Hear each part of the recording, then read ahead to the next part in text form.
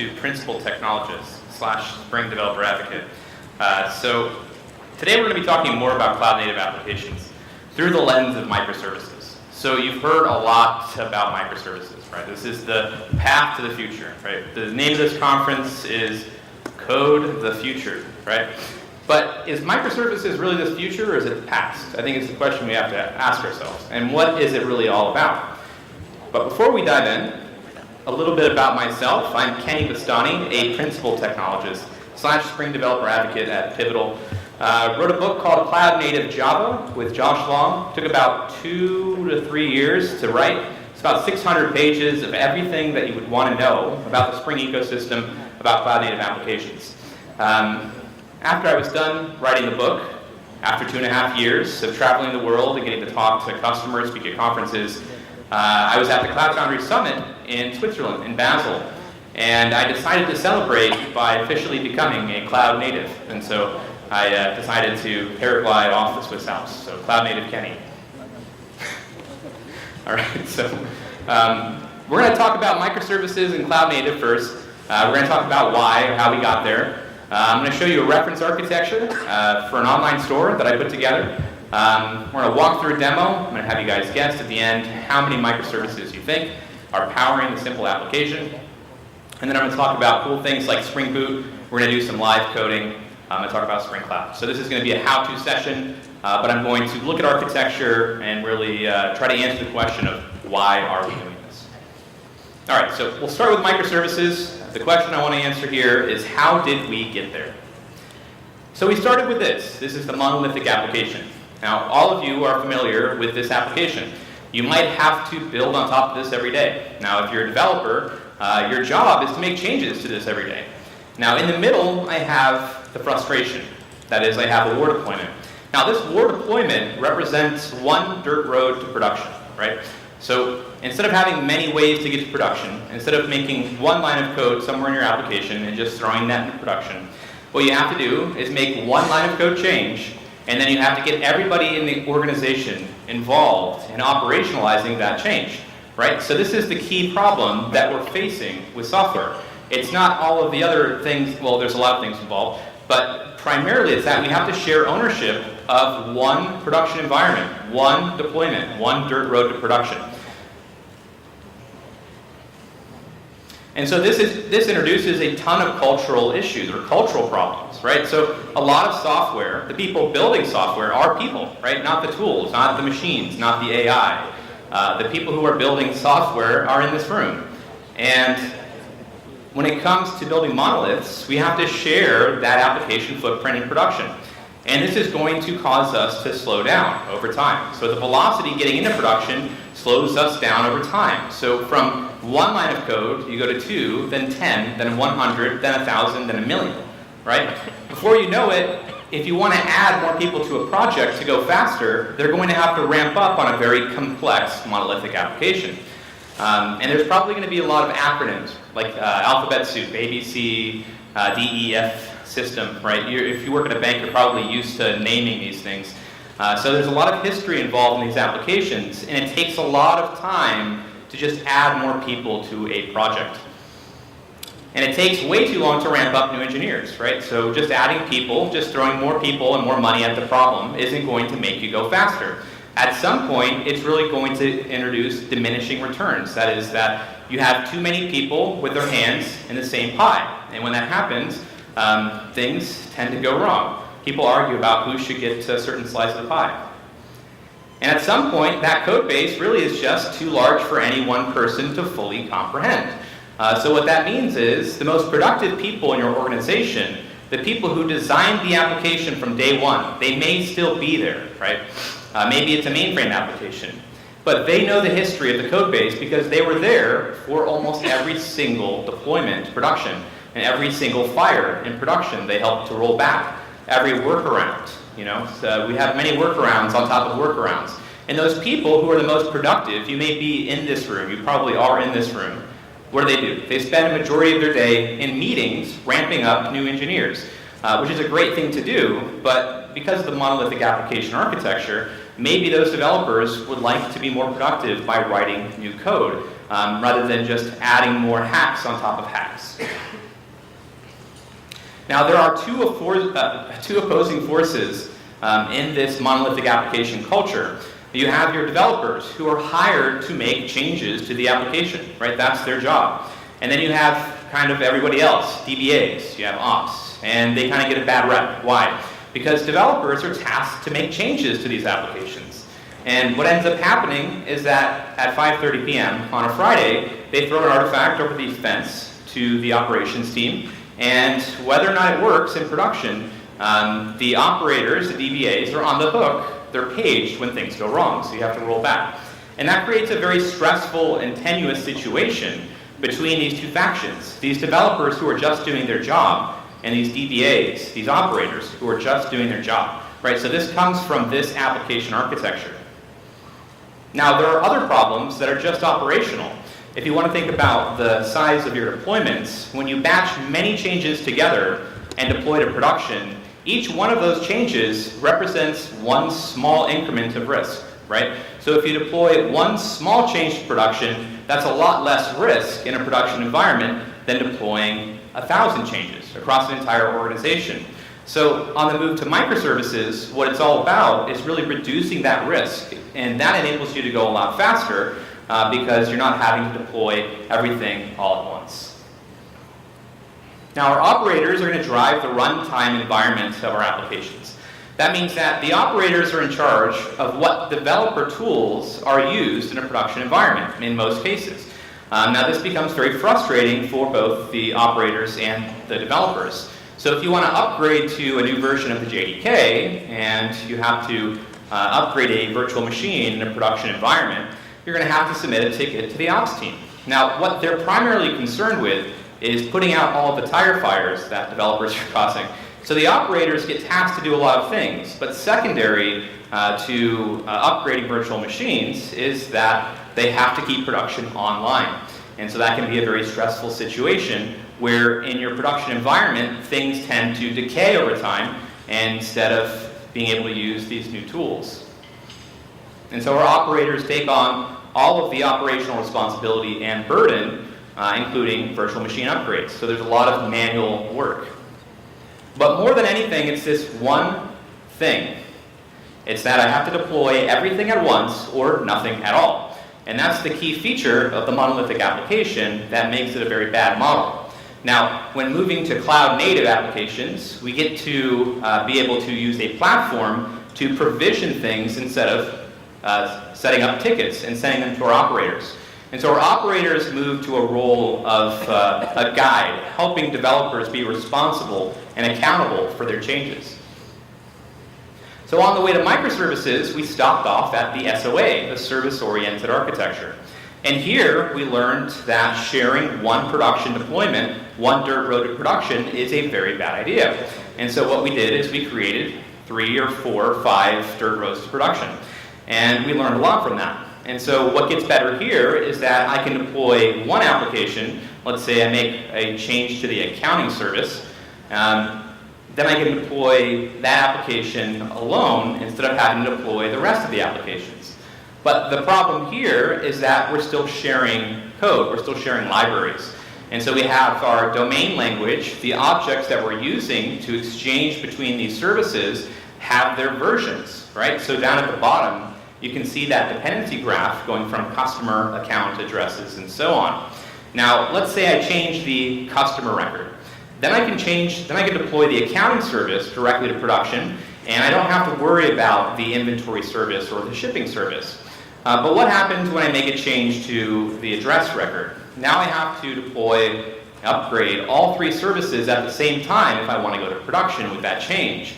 Now, we've gotten worse in the monolith, where in the monolithic culture, all we had to do is worry about one application, one dirt road. Now we have to worry about going on 3 separate dirt roads at the same time. And if something goes wrong in that deployment, which it usually does, you have to roll back all 3 applications at the same time. Now, most of you have probably been through this. If you haven't been through this, then you're probably lucky. So now we've arrived at microservices, which apparently solve a lot of problems, all the problems maybe, but it also introduces some new things, some new challenges that we have to be aware of as developers. And so the key feature of microservices, you heard it earlier from Matt, you heard it a lot, I'm sure, but the key feature here is that we have teams that are small, we have applications that are small, and the rule of thumb is that if it takes more than one day for a developer to ramp up and contribute code to an application without introducing a defect, then it's probably a good size, right? So otherwise, then you probably want to decompose that into separate applications. So the idea here is that you want people to be able to learn that code base fast and make changes without introducing risk. So it's not really the lines of code, more as how organized is that code and how well could one developer understand that in a period of time. Now in this example I have the user service, movie service, recommendation, rating, and analysis service. Now each one of these applications represents a very small team of developers who are able to build their features in parallel and deploy those features in parallel. And that gives the organization as a whole the ability to release many features independently instead of having to coordinate across an entire organization and make one application deployment every quarter, or in some cases every 10 years. And I haven't seen 10 years yet, but I'm sure it's out there. So now I'm going to show you an online store example that I put together for the Cloud Native Java book. This is called Cloud Native Outfitters. And this is an example application that you can run on your own. This is on GitHub. I'll show you later. But it's an online store that sells just 4 t-shirts of the cloud, just 4. And so the first thing I need to do here is I need to sign in. And this is built with microservices, and so I'll go ahead and click the login button. And you'll notice that it's going to redirect me to a different URL. And that's because I have 2 separate applications. Now, one of these applications is a microservice that handles authentication and user management for all applications that are connected to it. And so if I want to do authentication from the front end, all I have to do is bind that service to my application, and it's going to automatically be handled for me. And so I'll go ahead and sign in here, and I'm redirected back to the main application. Now this is AngularJS. So this is just static content, HTML, JavaScript, and CSS. So there's not too much to this. But the front-end developers really shouldn't be aware of the complexity or the growing complexity of the microservices in the back-end, right? Not everybody needs to be aware of the implementation details down below in the back-end, right? So you can change that back-end, add more services, but what matters to the front-end developers is the API contract. Now, when you put all of these microservices together, they represent one API contract for the domain. And that's what is most important to the front-end developers, not the fact that there are many different services. And so I'll go to one of these t-shirts. We're going to need a bigger virtual machine, and I'll add 2 of these to the shopping cart. And I'll go ahead and check out. So you can see that I have 2 of those t-shirts in my shopping cart. And I'll hit the checkout button, and that's going to create a new order. We can see information about that order. Now, the front-end developers are just pointing to an API, right? They're not too worried about where to go to which microservice. So, for example, in the checkout process, I might have multiple different microservices involved in coordinating that process or that business process. So I'll show you in a second how that might work. But so that's about it. I'll have you guys guess now, more than 2. How many microservices do you think are powering this simple application? There's no wrong answer. Okay, there's a lot of wrong answers. Any guesses? 10. 10, yes. You've seen this presentation before. I've given it many times. And yes, 10. So this is what it looks like. So there's 10 microservices, and the application container that we interacted with directly is up at the top in purple. That's the online store web. Now that says Spring Boot, but really that's just an Apache Tomcat server. And so it doesn't have to be Spring Boot. The idea is that that is static content. It has its own deployment pipeline to production, and developers on that team can deploy as often as they like. And that's the idea of continuous delivery, is that they can make those changes. Now, if they're dependent on a change like recommendations from the backend services or the microservices down below, then they can go ahead and submit that request maybe to the product manager, and let's say that we add a recommendation service down at the bottom, how they're going to contact that is not directly, right? They're going to go through a middle service here in this middle row, called the edge service. Now that's the API gateway that's going to take these microservices here that are being built in parallel in the back end, and it's going to combine them together into one proxy that represents the entire API contract of the domain.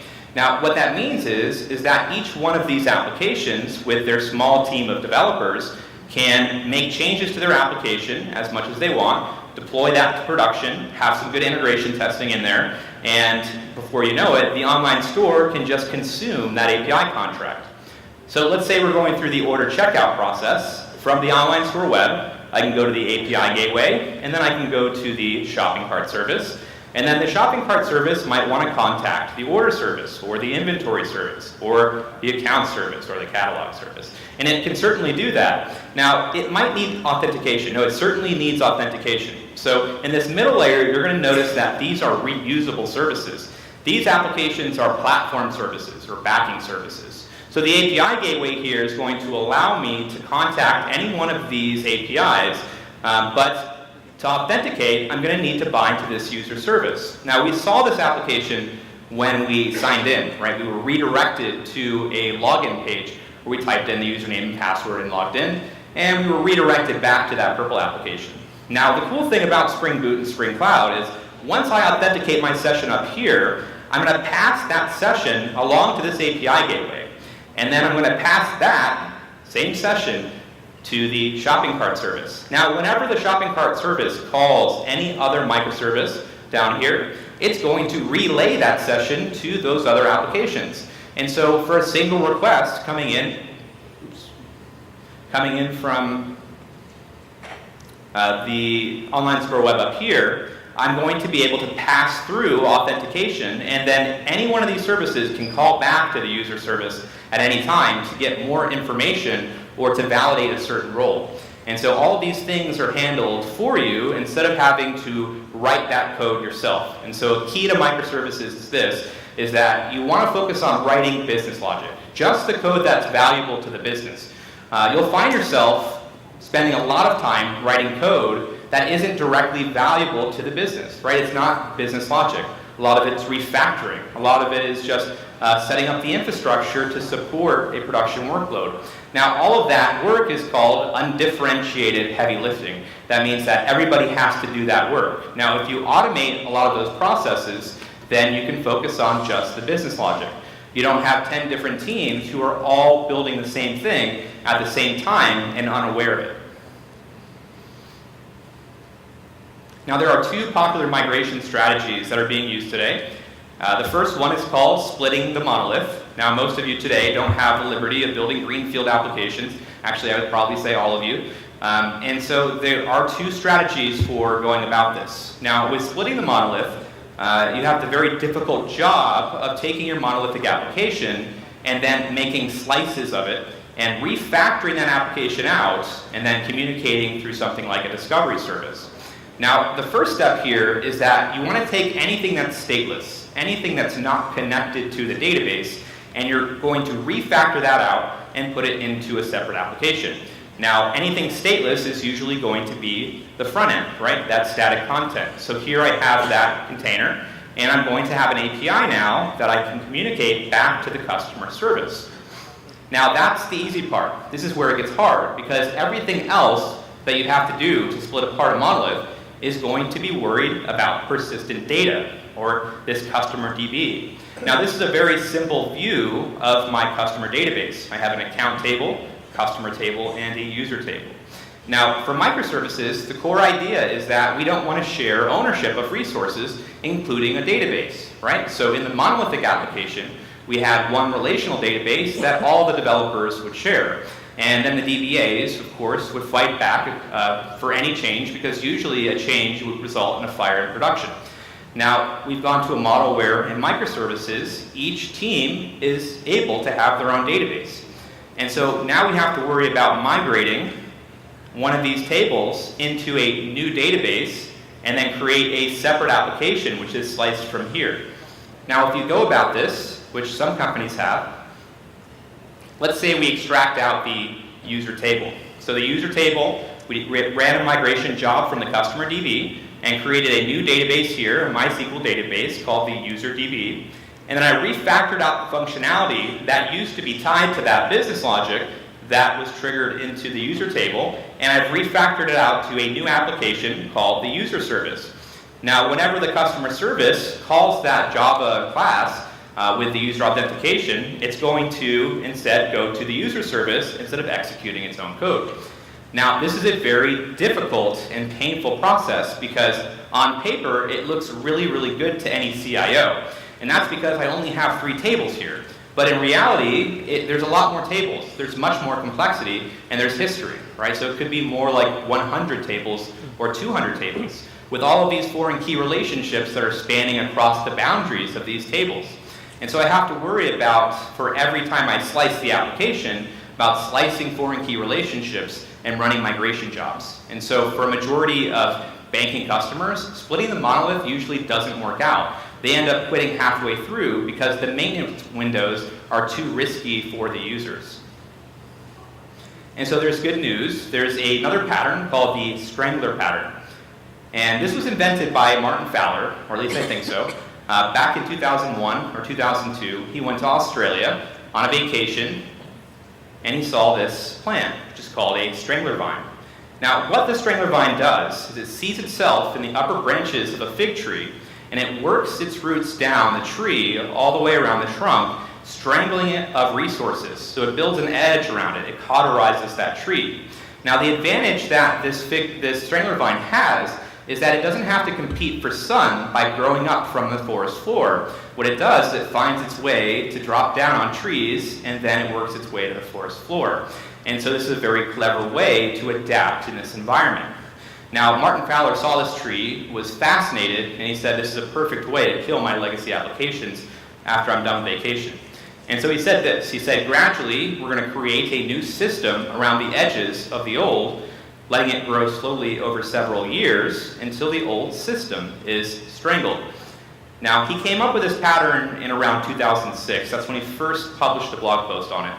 And of course, microservices didn't exist back then, but we still had software. And so the strangler pattern is really a way to evolve your architectures going forward, period. It's not just microservices, but every time you make a change to your architecture, having something like the strangler pattern is very smart. Now, this all depends on what your architecture looks like today. If it looks like this, which is point-to-point connections, you're going to have to build some kind of edge around it, right? So the idea here is to build that edge around the legacy system. Now, in this legacy system, I have a customer service, which is using SOAP XML to communicate directly to other services. And then they're all going to be connected to one large Oracle or DB2 database, and it becomes very difficult to migrate to microservices because that database is a critical system. It's very difficult to split things out from that database. And you also have a data warehouse to worry about with all of these ETLs that are running back and forth between third-party systems. So it's very complex in that backend. Now, if you wanted to build microservices today, while you were splitting the monolith, you'd have to spend a lot of time refactoring instead of building value. And so what you can do is add in an API gateway, or what I call a legacy edge adapter, which is going to translate between older formats. It's going to build that edge around that legacy system. And it's going to allow you to build new microservices, maybe with Spring Boot, that have their own database. And every time those microservices are called from the front end, they can check to see whether or not that record, that data, is available in its own database, if it owns that record. If it doesn't, it can go to that legacy edge, reach back into that legacy system, and then kick off a migration job that migrates a record one by one. Now, the next time that we get that request for that record, then we're going to go to our own database, and we don't have to go to the legacy system. And so over time, by usage of the system, you're able to migrate and build microservices today. Now, since I only have 20 minutes left and a lot more content, you can find the complete solution on my blog, kennybastani.com, and you'll find a GitHub project there that you can run on your own with Docker Compose to see how the whole thing works. And it's just an extension of that first application we saw. I'm not going to walk through this right now. Now, how we do all this in the Java world, in the JVM world, is we use something called Spring, or Spring Boot. Now, who's using Spring today? Just curious. So Spring is a JVM micro framework for building microservices. The whole idea here is that back in around 2013, someone named Phil Webb, who's on the Spring team, co-founded the Spring Boot project. Now, in 2002, Rod Johnson released the Spring framework as open source, and it became a collection of Java projects that you'd have to mix together yourself to create your application. And so you spent most of your time in XML instead of actually writing Java applications. And so here he says that, well, I guess he's responding to a critic on Reddit that said that Spring Boot is just a framework for a framework, and he provided this very brilliant diagram. And he said, for Spring Framework, really all of these different projects, these capabilities, are just the ingredients for you to bake a cake. And what we realized on the Spring team was that we could do that for you. You could just pick out the ingredients, like the eggs, which could be Spring MVC, or the flour, which could be Spring Security, and we could mix that up for you and give you a production-ready version of that code all tied together, and all you had to do is modify it. And so this is a pretty brilliant idea. Now, how we do this is we use something called Spring Initializer, which is a lot like the restaurant that you go into. You look at the menu and you pick out what you want, and then sooner or later you're delivered your food. Now, this is at start.spring.io, and I'm going to try and go through this rather quickly. But the idea here is that you can go ahead and pick out your dependencies for your microservice application. And so what we're going to need first is we're going to need a web application. And so we can go ahead and choose web as one of those ingredients. Now, what this is going to give me is it's going to embed an Apache Tomcat server into the artifact that I create. So instead of creating a war artifact with static files and deploying that to an application server, I'm going to compile my code, and it's going to be run inside that jar container as an application server. And so we're not going to have to worry about deploying code to an application server anymore. We just worry about moving jar artifacts. So I'll choose web. The next thing I need is a data layer, and so I'm going to choose JPA here. JPA is going to give me an ORM that I can use using Spring Data, define the entities of my project. In this case, maybe this is a user microservice, so I'll choose JPA. And then we're going to need a driver. JPA works with any relational database, so something like MySQL or H2. Now, H2 is an interesting database because it's in memory. Now, not a lot of databases are very useful in production if they're in memory, because if your application crashes, you're going to lose all your data. But I'm going to choose H2 here because it's very good for demos, and also you have the ability to switch out your driver from a development environment and a production environment. And so you can run your integration tests in your developer environment, and then when you get to production, switch over to MySQL. And then I'll add in a REST API on top of that, and very important, Actuator is going to give me a set of operational endpoints that I can give to my ops team to inspect and monitor the application in a production environment. And so once that's done, I can go ahead and bake the cake. Let's name this user service. And I'll hit generate project. That's going to create a compressed folder that I can download. And I'll head over to my terminal.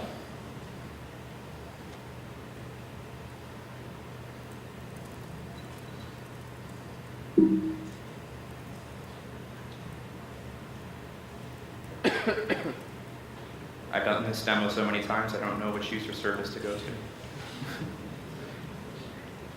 All right, let's go ahead and run user service. Download.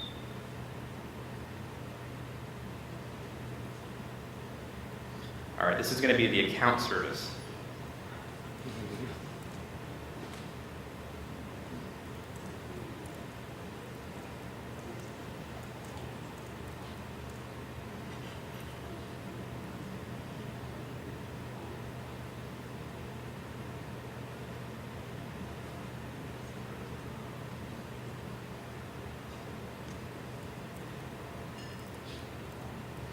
Much better. Okay, so here's the source code of my application. I'm going to open this up in an IDE.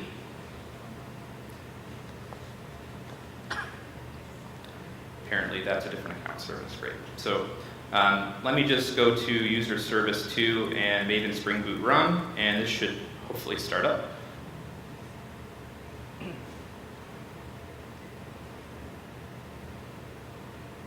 Okay, so this is the right one. So you can see that we've downloaded the application, we've downloaded the source code, and I can just run this command, Maven Spring Boot run. That's going to compile the application, and it's going to start up the application server. So if I go to, in this case, localhost 7272, since I've already modified this configuration, you can see that it returns back a JSON response.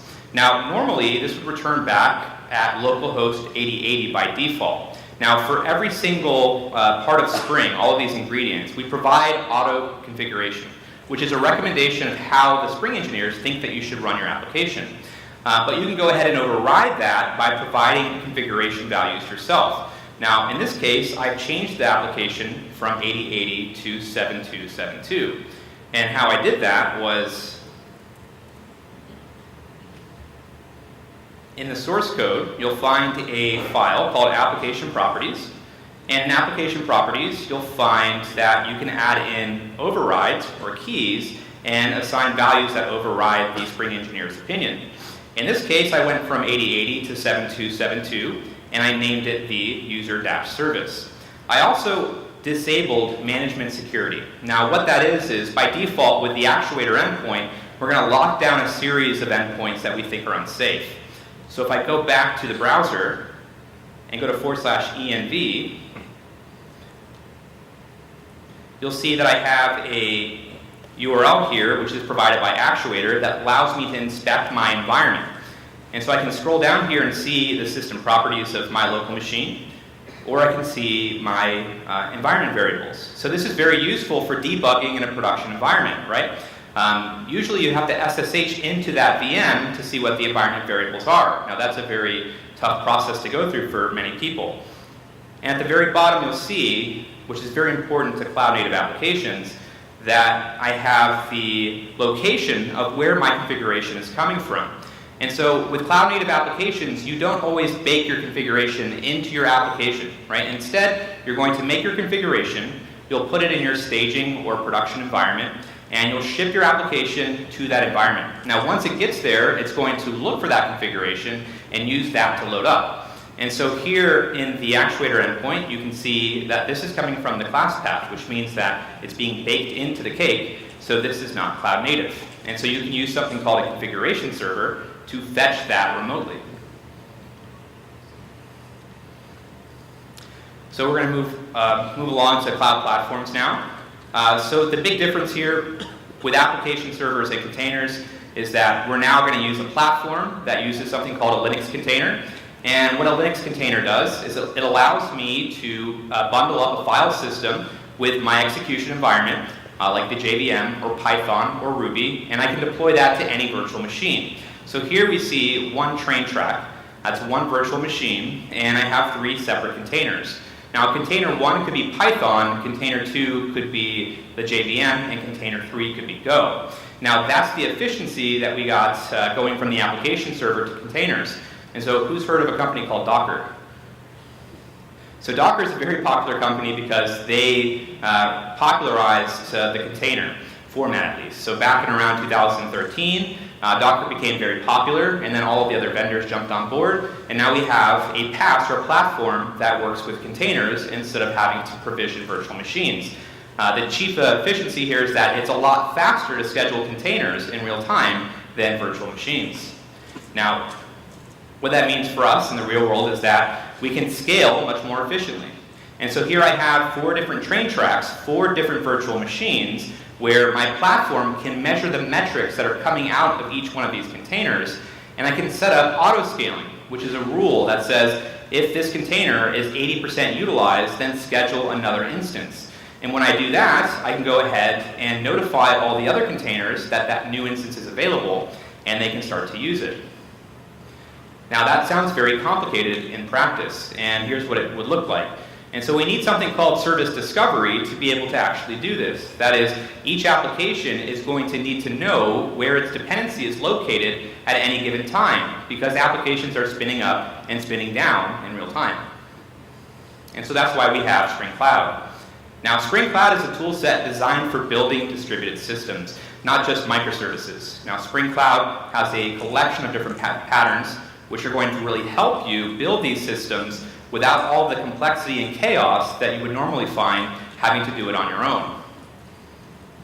Now, going back to what Phil Webb said about Spring Framework and Spring Boot, he posted on Twitter later that day that Spring Cloud must look like this. A bunch of these different cupcakes, all with their own flavors, and there's no governance, right?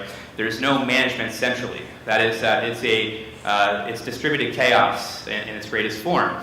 And so what Spring Cloud provides you is a way to wrangle that chaos, to provide you a standard platform, at least at the application framework level, that allows you to manage all of this chaos. Now, there's a rich history here. I'm not going to dive into it now. In the first chapter of the Cloud Native Java book, I write about that history. And it really started out of a partnership with Netflix and Amazon. So it's a very interesting story. I won't tell it here because I have 9 minutes. But I do recommend that you either you can go online and find a free copy of the book, a PDF from Pivotal, or you can buy it on Amazon. Okay, so now I'm going to do one Spring Cloud demo before we wrap up, but I want to talk about the different cloud native patterns. So there's service discovery, which solves that first pattern of being able to find my dependencies if they're being scheduled rapidly by a platform as a container. Now, earlier we talked about the API gateway, which is going to compose together all of the APIs of your microservices and provide that to a front-end developer as a single API. Then the configuration server is going to be the source code repository of all of the configuration files for your microservices. What this means is that you can use something like Git to make revisions to your configuration files, and you can check those into Git, and you can push those over to any Git repository, and then you can push that change to a production environment. You don't have to worry about baking that into your build and then pushing the entire thing to production. Circuit breakers are very important. I won't be going over this today, but I highly recommend taking, I think Matt actually said a few things about circuit breakers, but this is also in the book. The idea here is that you can build edges around certain critical systems in your microservice architecture, and then let's say a database fails, it's not going to bring down everything. You can actually switch over traffic to a healthy availability zone and then check over time to see if the health has been restored to the original service and then switch back.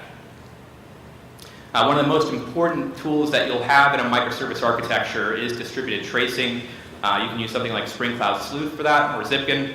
And this is going to give you a map of how all of your microservices are communicating. Now, this is very important because it's going to allow your developers to figure out who's communicating with them and who they're communicating with. Now, when we talk about SLAs in a microservice architecture, a developer is no longer responsible for writing the best code, the fastest code, because it's going to be a part of a call stack that spans across multiple applications.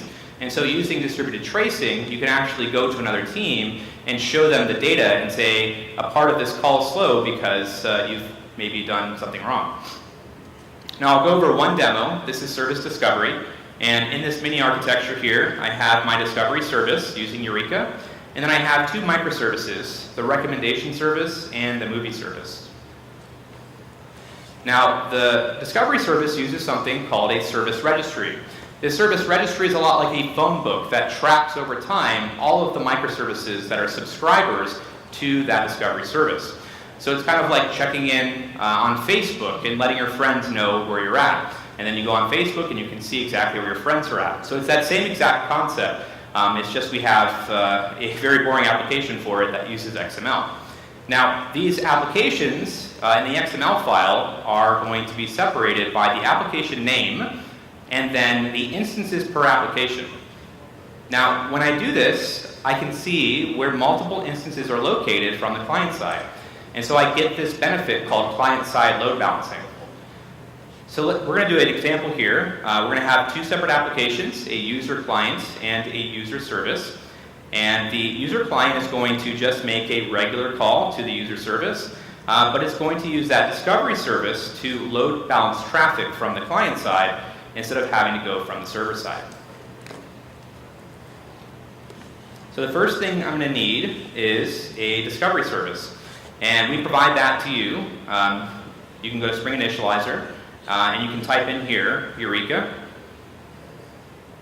server, and that's going to be the Netflix version of Discovery. Now we have multiple options for Discovery service today, almost too many options. We have console, we have many others. Kubernetes even does it. You can see here that PCF also does it.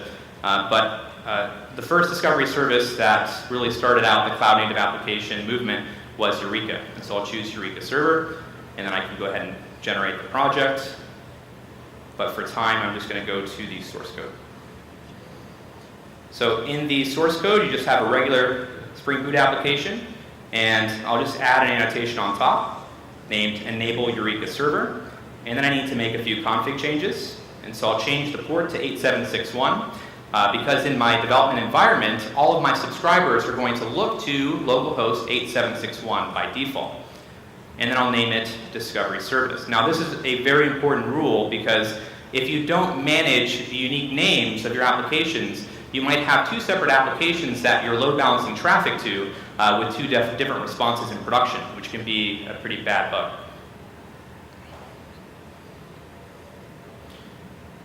So I'll go ahead and start that up.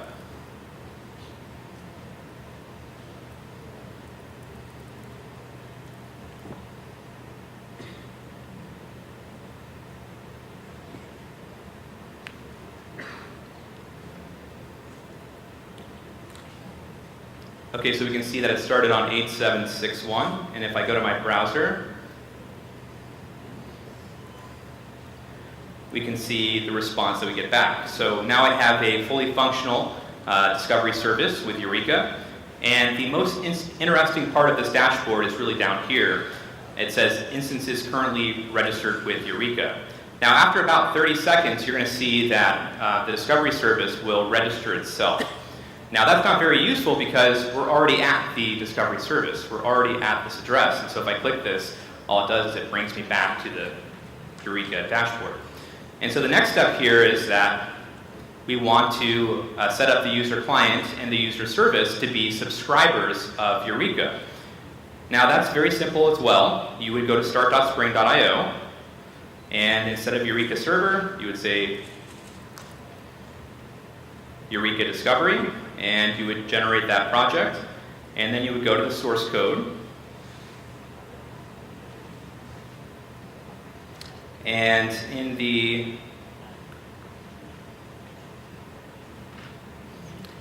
application properties, you make sure that you give it a unique name, in this case, user service, and I'll show you what I did to configure this. So to enable this as a subscriber on top of the application class, instead of doing enable Eureka Server, I do enable Discovery Client, and then I create a REST controller here, which is just going to get back the port that this application is running on. So not a very functional application in production. All this does is it really returns back the port that it's running on. And so I'm going to start two instances of this application. I'll do one on port 2323 and one on port 2424. Now you can see in the flurry of output from the terminal that it successfully registered with Eureka. So if I go back and look at the Eureka dashboard and refresh, you'll see that I now have two instances of the user service registered, and I can see where they're located. Now where the magic for this happens is at /Eureka/apps. So at this URL here, you'll be able to see that service registry, which contains all of the information about the network from the Discovery Services perspective. And so you'll see application and then the instances. So I have user service, and then I have two instances of that service. Now the next thing I need to do is I want to call this service from the user client. And I'm just going to call it at its root endpoint, which is going to return back the port that that application is running on, and we'll see what happens. So a very similar process. I add the annotation enable Discovery Client, and then I need to set up a REST template, which is just a simple REST API in Spring. And I'm going to define that as a bean, and I'm going to add in an annotation called load balance. Now, a REST template is kind of like a web browser. When you type in a URL in a web browser, what does it do? It looks up the DNS that you typed in, and it's going to then match that to an IP address. Now, by default, the REST template is going to do that. But if you add in the load balanced annotation, instead of looking up the name through the DNS, it looks it up through the service registry. And so if I type in user-client or user-service, I'm going to contact that container. Now I have a controller here. You can see REST controller. And I have a request mapping here at the root endpoint. And when I go to it in the browser, it's going to send a request, a GET request, to the URL http user-service, which of course we know is not a valid URL. But because I put load balanced on the REST template, I'm going to get back a response that comes from that user service. So I'll go ahead and start that up.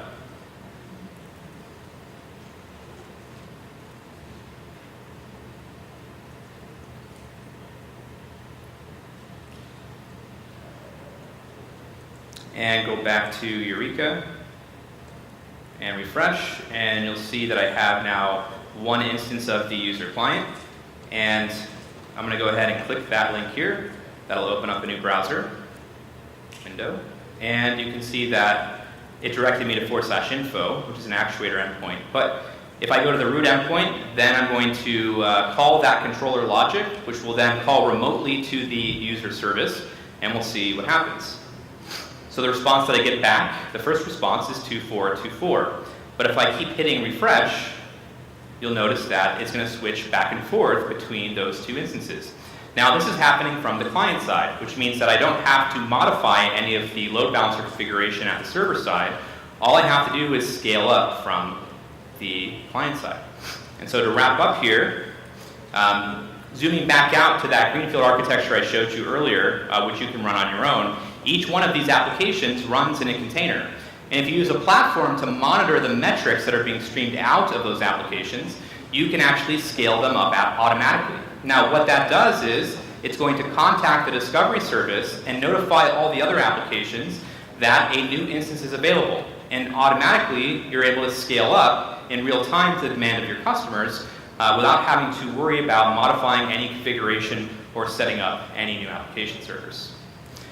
And so that is one of many different patterns, but I only had 45 minutes today, so I'm going to refer you to a couple resources. The Cloud Native Java book, you can find that on cloudnativejava.io, but a lot of the stuff I do is free and open source. So if you go to my blog at kennybastani.com, you can go and get mostly free versions of all this stuff that I presented today and my GitHub profile. So I just want to say thanks a lot, thank you for your time today, and if you have any questions, we can do that later. Thank you.